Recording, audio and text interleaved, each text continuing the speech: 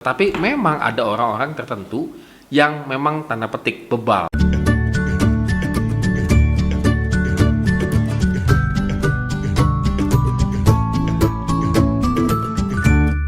Shalom Good Readers, hari ini kita kembali merenungkan firman Tuhan. Dan puji Tuhan kalau hari ini juga kita diberikan kesempatan oleh Tuhan untuk bisa bernafas dan melakukan segala aktivitas kita.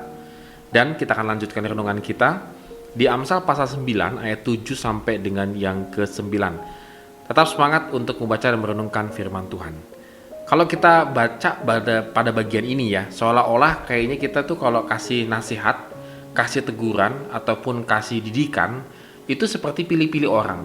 Kalau orang yang kurang baik seolah-olah nih kayaknya sia-sia begitu ya. Nah, apakah iya Amsal seperti mengkategorikan ya, hanya kasih nasihat, didikan, dan teguran itu hanya kepada orang baik. Kalau orang jahat nggak perlu. Nah, nggak juga.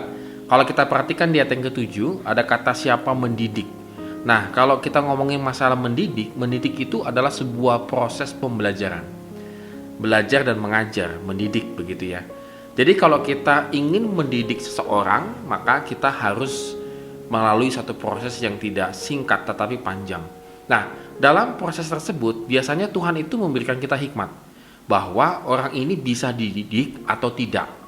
Orang ini masih bisa dikasih kesempatan atau tidak.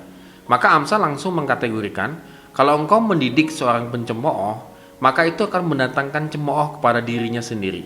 Dan siapa yang mengecam orang fasik ataupun menegur orang fasik, dia akan mendapatkan celah. Dengan kata lain, Amsal yang mengatakan bahwa ketika engkau sedang memproses dalam pendidikan itu, mendidik itu, maka engkau akan bisa tahu mana orang yang bisa kita tolong, mana yang tidak bisa kita tolong. Memang ada orang yang merasa dirinya tidak perlu ditolong, begitu ikut Readers ya. Maka Amsal menasihatkan kepada kita supaya kita benar-benar memberikan kata-kata nasihat dan kebijaksanaan itu kepada orang yang bijaksana. Karena hasilnya itu akan sangat mengagumkan, yaitu kita mengajari orang tentang kebenaran, maka dia akan memiliki pengetahuan yang bertambah.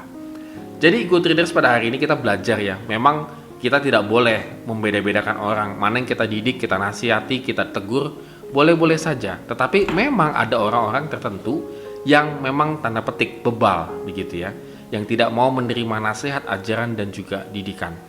Namun kita jangan kecil hati. Tuhan pasti akan mengirimkan orang-orang yang tepat untuk bisa kita bantu, kita nasihati, kita didik dan juga kita ajarin begitu ya. Sehingga buahnya itu nanti akan kita petik suatu saat nanti. Good Readers, kembali lagi kita merenungkan bahwa kita masih diberi kesempatan oleh Tuhan untuk berhikmat, yaitu memberikan nasihat, memberikan didikan, dan juga memberikan teguran dengan tepat kepada orang yang tepat. Tuhan pasti akan pimpin kok.